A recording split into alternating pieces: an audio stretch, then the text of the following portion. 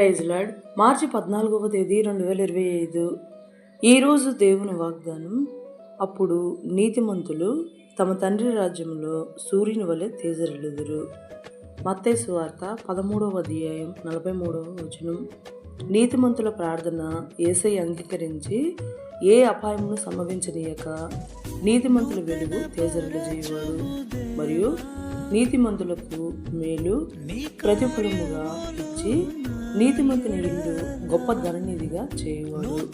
నీతిని అనుసరించి వారిని ప్రేమించి యెహోవా రాజ్యంలో సూర్యుని వలె తేజరిల్లు మహాఘనతను అనుగ్రహించు సర్వోన్నతుడు మన దేవుడు.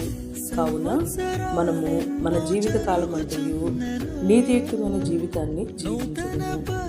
ఈ రోజు మన జీవితంలో నెరవేరాలని కోరుకుంటూ జీసస్ ఈజ్ అవర్ పర్ఫెక్ట్ పరిచర్యలో మీ సహోదరి ఆమేన్. God bless you. పాతవి గతించిపోవును, సమస్తం నూతన మగును, నీలో ఉత్సహించుచు